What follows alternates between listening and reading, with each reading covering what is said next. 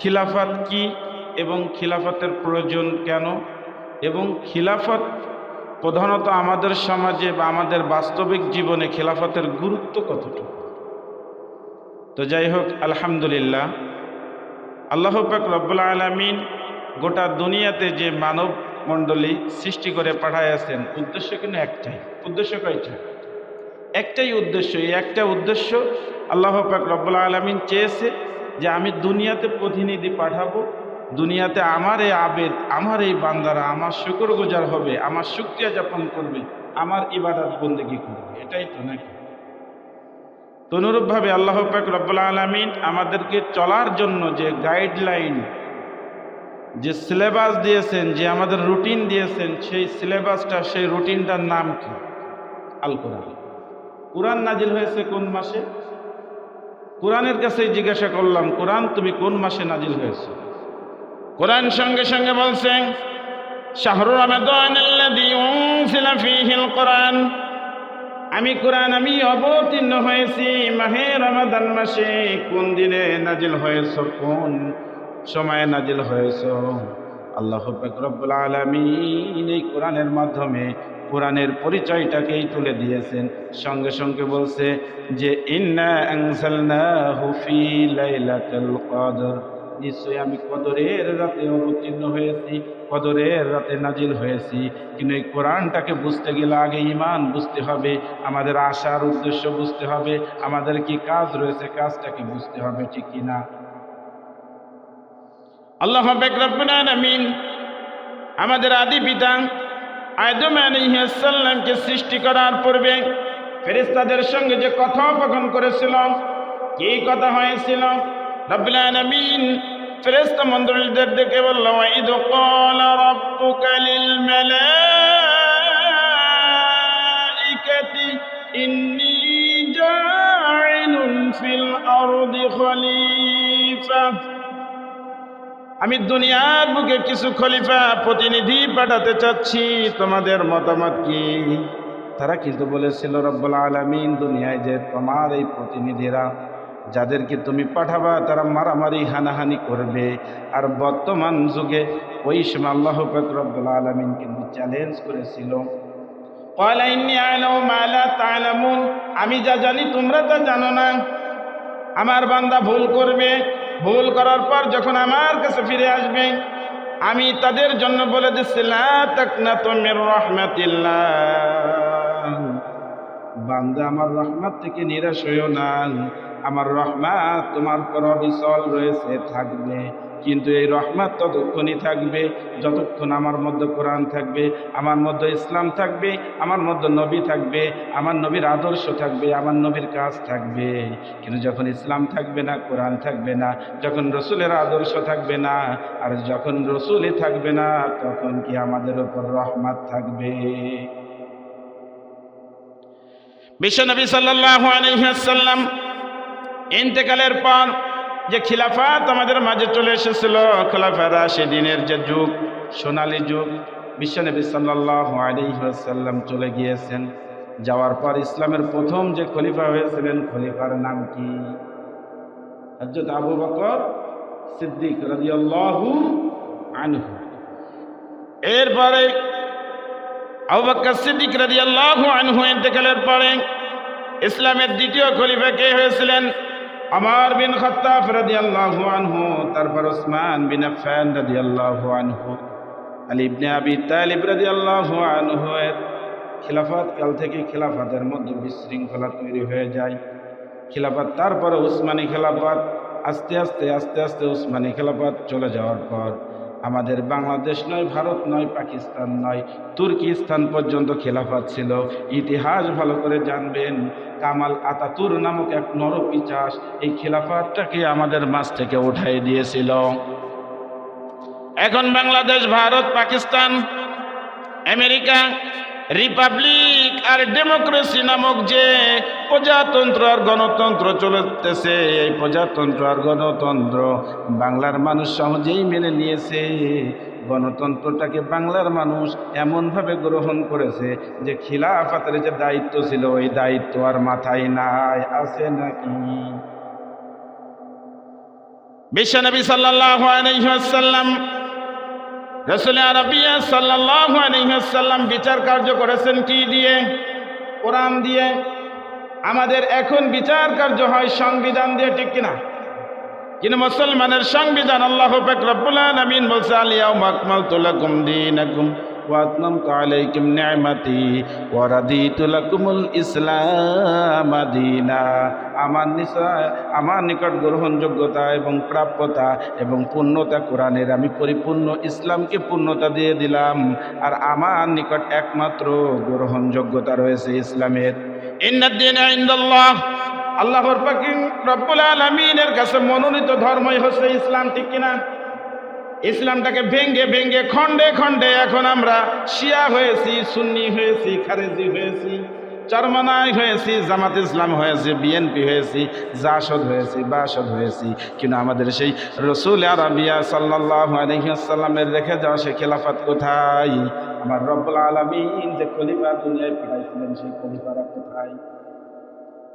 আল্লাহ পাক রব্বুল আলামিন যে ইসলামী খলিফার কথা বলেছেন, এই ইসলামী খিলাফতের মূল নীতি কি বা ইসলামী খিলাফতটা কি? খিলাফত শব্দের অর্থ হচ্ছে প্রতিনিধিত্ব করা।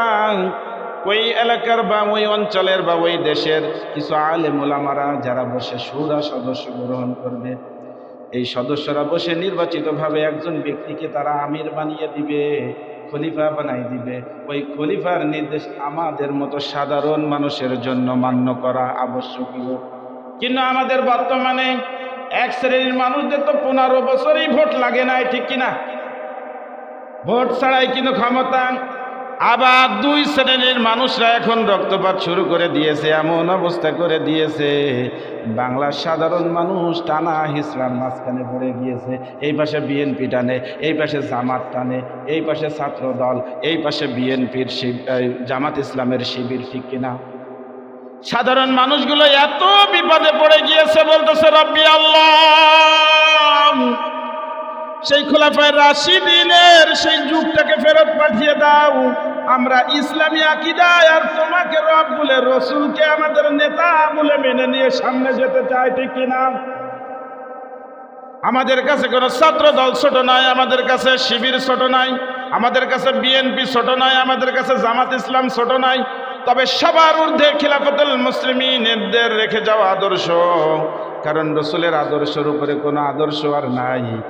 রাসূল আরবিয়া সাল্লাল্লাহু আলাইহি ওয়াসাল্লামের একটা হাদিস আবু যর গিফারি রাদিয়াল্লাহু আনহু থেকে বর্ণিত। রাসূল সাল্লাল্লাহু আলাইহি ওয়াসাল্লাম বলছেন, এমন একটা সময় আসবে, এমন একটা যুগ আসবে, বনি ইসরাঈলরা যেভাবে চলতেছে এইভাবে আমার উম্মতরা চলবে। আমার উম্মতদেরকে আল্লাহ পাক রব্বুল আলামিন 1 নয় 2 নয় 73টা দলে বিভক্ত করে দিবে। কয়টা দলে? বাংলাদেশে এখনো তো 73 দল হয় নাই, হয়েছে নাকি? এবি পার্টি, জাসদ, বাসদ, আমলিগ, বিএনপি। এবার বিএনপির আবার বিভিন্ন শাখা রয়েছে, জামাতের আবার বিভিন্ন শাখা রয়েছে, জামাত রয়েছে, শিবির রয়েছে, ওলামায়ে মাশায়েখ রয়েছে, আবার যুব জামাত রয়েছে, ছাত্র দল রয়েছে, যুব দল রয়েছে, শ্রমিক দল রয়েছে, কৃষক দল রয়েছে। তাহলে এখনো মনে হয় কিছুটা বাকি রয়েছে? না না না না না না, আপনার আমার মতো ঈমানদারদের মধ্যেই আল্লাহ পাক রব্বুল আলামিন পর্যায়ক্রমে দলগুলো তৈরি করে নেবেন, ঠিক না? ইসলামী খিলাফতের যে মূলনীতি রয়েছে, এই মূলনীতিটা কোরআন সুন্নাহ মাফিক। আল্লাহ পাক রব্বুল আলামিন এই কথা বলে দিয়েছেন, ফায়াদামুহুম বিইذنিল্লাহ ওয়া ক্বাতালা দাউদ ওয়া জালুত ওয়া আতাহুল্লাহুল মুলক। আল্লাহ পাক রব্বুল আলামিন বলছেন যে দুনিয়ার বুকে যে খলিফারা রয়েছে, যে প্রতিনিধিত্বরা রয়েছে, ওয়ালাউলা দাফাউল্লাহিন নাসি বা'দাহুম বিবা'দ, আমি একজনকে সরাই দিয়ে আর একজনকে বসাই দিই, ঠিক কিনা? গণতন্ত্র হোক আর প্রজাতন্ত্র হোক, যে তন্ত্রই আসুক, সমাজতন্ত্র আসুক, যে তন্ত্রই আসুক, একজন যায় আর একজন ওঠে, ঠিক কিনা? কিন্তু খিলাফত যদি আজকে দেখতো, রব্বুল আলামিন বলছে ওয়াকাতালা দাউদ ওয়া জালুত, আমি দাউদের মাধ্যমে জালুতকে হত্যা করাই দিলাম। ওয়াতাহুল্লাহুল মুলক, তাকে রাজত্ব দান করলাম। দাউদ আলাইহিস সালাম প্রেসিডেন্ট হয়ে গিয়েছেন। দাউদ আলাইহিস সালাম তখনও প্রেসিডেন্ট রাজা অবস্থায় রয়েছে। ওয়ালাউলা দাফাল্লাহুন নাস বা'দাহুম বা'দ, আল্লাহ পাক রব্বুল আলামিন দাউদ আলাইহিস সালামকে রাজত্ব দিয়েছিলেন জালুতকে হত্যার মাধ্যমে। আর বাংলাদেশের মানুষের মধ্যে যে অসংখ্য ছাত্র আর শ্রমিক আর সাধারণ মানুষদের হত্যার বিনিময়ে আমরা 5 তারিখে যে স্বাধীনতা পেয়েছি, এই স্বাধীনতাটুকু কতটুকু রক্ষা করতে পারছি? কুলিল্লাহুম্মা মালিকাল মুলকি তুতিল মুলকা মান তাশা, আল্লাহ পাক রব্বুল আলামিন কুলিল্লাহুম্মা, সমগ্র এই যা কিছু রয়েছে সব কিছুর মধ্যে আমি রাজা। কুলিল্লাহুম্মা মালিকাল মুলক, সার্বভৌমত্বের মালিক আমি রব্বুল আলামিন। তুতিল মুলকা মিম্মান তাশা, আমি যাকে ইচ্ছা তাকেই রাজত্ব দান করি। চাইলেই কিন্তু ক্ষমতা পাওয়া যায় না, যায় কি না? সম্মিলন করে ক্ষমতা নিতে পারবেন না। জনসভা করে ক্ষমতা নিতে পারবেন না। যদি ক্ষমতাই নিতে হয় কোরআনের কাছে আসুন, রসুলের সুন্নাত থেকে আঁকড়ে ধরেন, সামনের দিকে চলেন। ভোট আপনার 5 দৌড়াবে, ঠিক কিনা? আপনি আপনার আদর্শই আদর্শিত হতে পারেন না। কিসের মহাসম্মিলন আর কিসের জনসভা? কোনো কিছুই করা লাগবে না। যদি কোরআনের সব বিধানগুলো সুন্দরভাবে মানতে এমন পর্যায়ে চলে যাবেন, মানুষ আপনাকেই এমন একটা স্থানে নিয়ে যাবেন যেটা রসুল বলছে, আল উলামা ওয়ারাসাতুল আম্বিয়া। আপনি যদি প্রকৃতপক্ষে আলেম হন, যদি দিনদার হন, যদি মুত্তাকিন হন, যদি ফরেজগার হন, যদি মুমিন হন, তাহলে আল্লাহ পাক রব্বুল আলামিনের যে আম্বিয়াদের যে মর্যাদা, ওই মর্যাদা আল্লাহর জমিনে আল্লাহ আপনাকে দান করবেন, ঠিক কিনা? কুল্লুম রাইন ওয়া কুল্লুন মাসউলুন। ইবনে ওমর রাদিয়াল্লাহু আনহু থেকে বর্ণিত হাদিস, ক্বালা রাসূলুল্লাহ সাল্লাল্লাহু আলাইহি ওয়াসাল্লাম কুল্লুকুম রাইন ওয়া কুল্লুকুম মাসউলুন। প্রত্যেক মানুষ দায়িত্বশীল, আর প্রত্যেক মানুষ দায়িত্বশীলতার জন্য সে তার দায়িত্ব সম্পর্কে কাল কিয়ামতের দিবসে আল্লাহ পাক রব্বুল আলামিনের দরবারে জিজ্ঞাসিত হবে। কম্বল যখন আসে তখন ঢাকুরিয়া আর বেগুনবাড়ার কম্বল পায়, বেজের ডাঙ্গারা পায় না, ঠিক কিনা? ধান যখন আসে তখন ঢাকুরিয়া আর বেগুনবাড়ায় পৌঁছায়, তখন বেজের ডাঙ্গায় আসে না। যখন টাকার দরকার হয় আর যখন ক্ষমতার জন্য লোকদের ভোট প্রয়োজন হয়, তখন আপনারা এইখানে আসেন। কেন আসেন? কারণ আপনি যদি আগে নিজেই ইনসাফকারী না হন, আপনাকে মানুষ কোনভাবে ইনসাফ করে ভোট দেবে, ঠিক কিনা? বিশ্বনবী সাল্লাল্লাহু আলাইহি ওয়াসাল্লাম আমাদের যে আদর্শ দিয়ে গিয়েছেন, ওই আদর্শের বাইরে আমাদের আর কোনো আদর্শের প্রয়োজন নাই, আছে কিনা? আল্লাহ পাক রব্বুল আলামিন বলেন, কুনতুম খায়রা উম্মাতিন উখরিজাত লিন-নাস, মানুষের মধ্য থেকেই একদল কল্যাণকর মানুষ বেরিয়ে পড়বে, যে মানুষগুলোকে আল্লাহ পাক রব্বুল আলামিন উখরিজাত লিন-নাস তা'মুরুনা বিল মা'রুফ, তারা সৎ কাজের আদেশ করবে। কি করবে? তা'মুরুনা বিল মা'রুফ ওয়া তানহাউনা আনিল মুনকার। সৎ কাজের আদেশ করার মানুষের অভাব নাই, আছে কিনা? ওয়া তানহাউনা আনিল মুনকার, অসৎ কাজ যখন হয় তখন আমরা বাধা দিই না, বাধা দিলে ভোট কাটা যাবে, এই ভয়তে কিন্তু কথা বলি না, ঠিক কিনা? ওয়া তানহাউনা আনিল মুনকার, ওইখানে যদি আপনি বাধা দিতেন, আপনার মধ্যে যদি খিলাফতি মন মানসিকতা থাকতো, তাহলে আপনি কখনোই ওই কাজটাকে বাধা না নিয়ে বসে থাকতে পারতেন না। জারি গান হচ্ছে, ওইখানে বাধা নাই। এই যে বিগত দীর্ঘ প্রায় 1-1.5 মাস আমাদের জাহানাবাদ ক্যান্টনমেন্টে জুয়া, ঠিক কিনা? ওই জুয়াটা যখন চলেছে, বাংলার জমিনের মুসলমানরা ওই জুয়াই খেলেছে, কিন্তু কেউ ওখানে প্রতিহত করে নাই।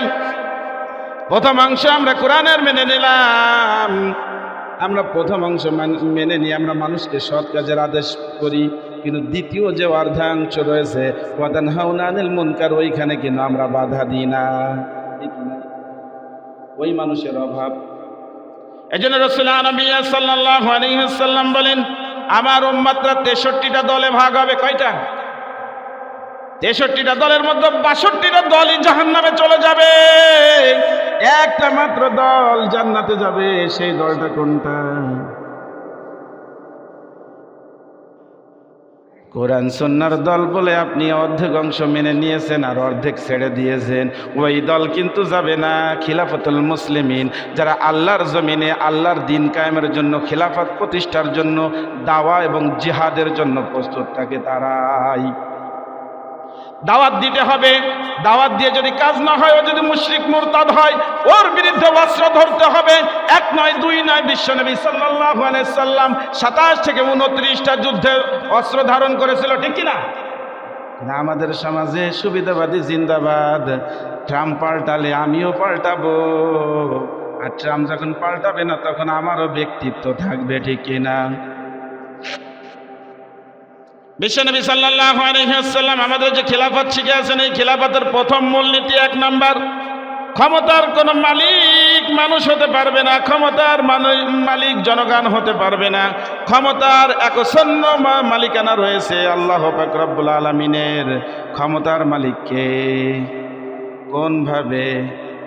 আল্লাহ পাক রব্বুল আলামিন সূরা আল ইমরানে বলছে, কুলিল্লাহুম্মা মালিকাল মুলক, বলো সার্বভৌমতার মালিককে আমি আল্লাহ, আমি নিজেই, অন্য কেউ না। এখানে কোনো নুকতা আছে? তো তিল মুলকা মান তাশা, আমি যাকে ইচ্ছা তাকে রাজত্ব দান করব, যাকে ইচ্ছা তাকে আমি বিচ্যুতি করব। আল্লাহু আলা কুল্লি শাইইন কাদির, ক্ষমতার মালিক আমি রব্বুল আলামিন। এখন সেই রব্বুল আলামিনের জমিনে যখন কোরআনের সঠিক কথা বলা হবে, তখন বলা হবে যে ও অন্য কোনো দলে চলে গিয়েছে। আসলে দল কিন্তু আমার ওই একটাই। রাসূল 63টা দলের মধ্যে একটা দলকে বাদ দিয়ে রাখছিল। ওই দল সম্পর্কে সাহাবা আজমাইনরা জিজ্ঞাসা করলো, ইয়া রাসূলুল্লাহ, ইয়া হাবিবাল্লাহ, ওই দলটা কারা? সঙ্গে সঙ্গে রাসূল সাল্লাল্লাহু আলাইহি সাল্লাম বললেন, আমি নবী এবং আমার সাহাবীরা যে দলে অন্তর্ভুক্ত, এই দিকে যারা থাকবে তারাই জান্নাতি দল। এখন ওই দলে যেতে গেলে আপনাকে খিলাফত প্রতিষ্ঠিত করতে হবে, আল্লাহর জমিনে খলিফা নিযুক্ত করতে হবে। সংসদ আপনার ভরসা নয়, আপনার ভরসা হতে হবে কোরআন। তাওয়াক্কাল করতে হবে আল্লাহর উপর, ঠিক কিনা? সংবিধান হতে হবে কোরআন। আপনার জন্য নতুন কোনো 52, 72, 74 কোনো সংবিধান চলবে? তাহলে কিসের এত বাড়াবাড়ি, কিসের এত মারামারি, কিসের এত হানাহানি? আল্লাহ পাক রব্বুল আলামিন চ্যালেঞ্জ নিয়ে তোমাকে আমাকে বানাইছে বান্দা, আর এরপরেও যদি বার্গেটিং করো, করোনার মতো হালকা বাতাস দিয়ে কিন্তু মহামারী দিয়ে তুলে নেবে, তখন বলবো শহীদ। হ্যাঁ, তখন কি বলবো? আমার নেতার চরিত্র ফুলের মতো পবিত্র, নামাজ পড়ে না 1 ওয়াক্ত, এদিক ওদিক করে 7 ওয়াক্ত, এমন নেতা আমাদের সমাজে আছে কিনা? এজন্য নেতা সম্পর্কে আপনার সাবধান হতে হবে। আপনার নেতা কোন পথে ডাকতেছে, ওই ডাকার রাস্তাটাকেও আপনার চিনতে হবে। রাসূল সাল্লাল্লাহু আলাইহি সাল্লাম যে ইসলামী খেলাফতের মূলনীতি শিখাইছে, 1 নম্বর কি? ক্ষমতার মালিককে।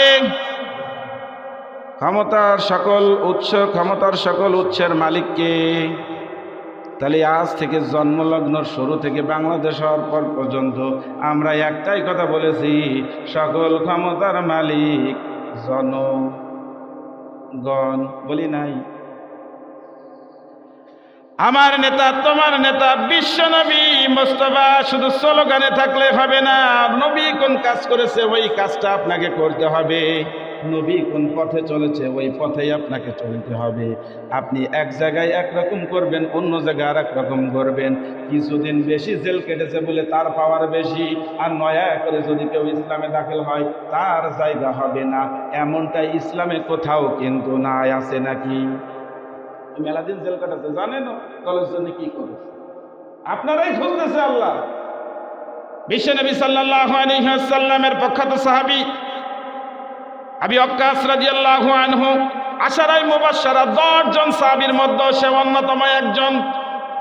এই আবু ওয়াক্কাস রাদিয়াল্লাহু আনহু মুসলমানদের পক্ষে থেকে ইহুদি নাসারাদের জন্য যে যুদ্ধ হয়েছিল, প্রথম যুদ্ধে প্রথম তীর মেরেছিল। ওই একটা তীর মারার কারণে আল্লাহ পাক রব্বুল আলামিনের হাবিব কিন্তু তাকে আশারায়ে মুবাশশারার খাতায় নাম ঢোকাই দিয়েছিল। সুবহানাল্লাহ। আপনি 10টা কাজ করার দরকার নেই, আপনার একটা কাজ, ওই একটা কাজই কিনা আল্লাহকে রাজি খুশি করার আর রাসূলের সুন্নাতটাকে প্রতিষ্ঠিত করার লক্ষ্য হতে হবে, ঠিক কিনা? আবার তারই ভাই উতবা ইবনে ওয়াক্কাস রাদিয়াল্লাহু আনহু বলা যাবে না, কারণ উনি মুশরিক ছিল। উতবা ইবনে ওয়াক্কাস সে কিন্তু ওই একই মায়ের পেটে দুই ভাই, সে কিন্তু রাসূল সাল্লাল্লাহু আলাইহি সাল্লামের বিরোধিতা করেছিল, মুশরিকদের পক্ষে যুদ্ধ করেছিল, তাহলে সেও জান্নাতি। আপনার পরিবারে আপনি 5 ওয়াক্ত নামাজ পড়েন, আপনি সিয়াম থাকেন, আপনি চোখের পর্দা করেন, আর আপনার মেয়ে সত্যহীন, আপনার বিবি কিন্তু আধা বেলা ফোনে আর আধা বেলা টেলিভিশনে। আপনি মসজিদে নামাজ পড়ে কপালে কিন্তু জোরে কার্পেটের সাথে কপালটা ঘষা দেন যাতে একটু কালো দাগটা ভাসে ওঠে, সবাই বলবে কি ইমানদার, 2 বছর 2 কালো ফোঁটা। আছে না গুরু?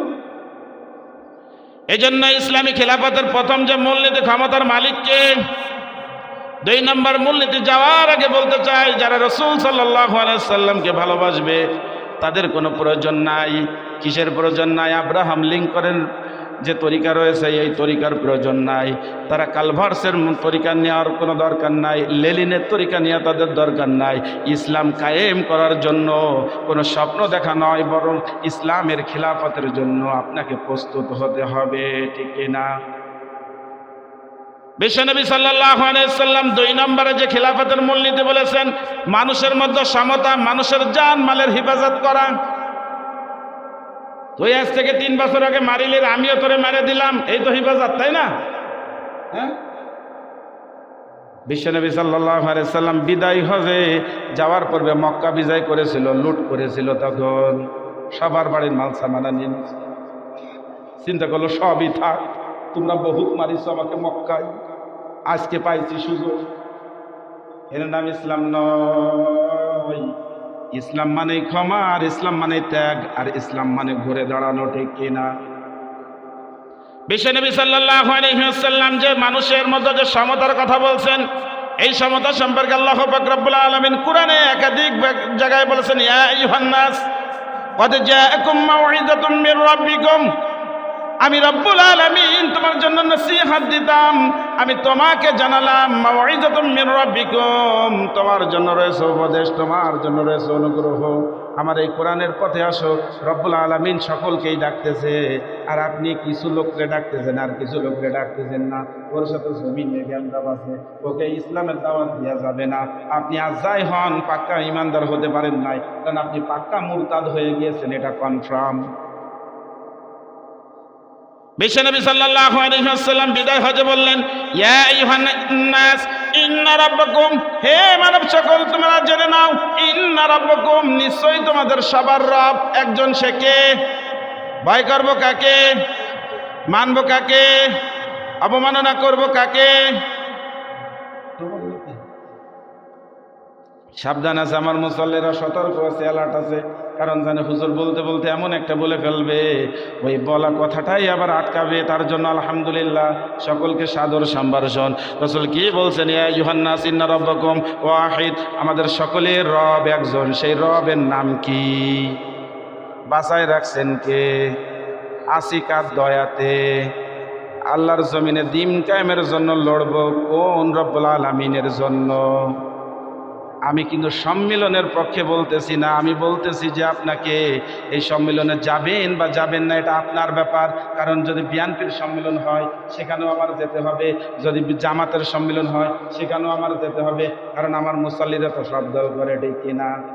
আমি তো খিচুড়ি মার্কা নিতে হয়ে গেছে, মানে সব জায়গায় আমার যাওয়া লাগবে, ঠিক কিনা?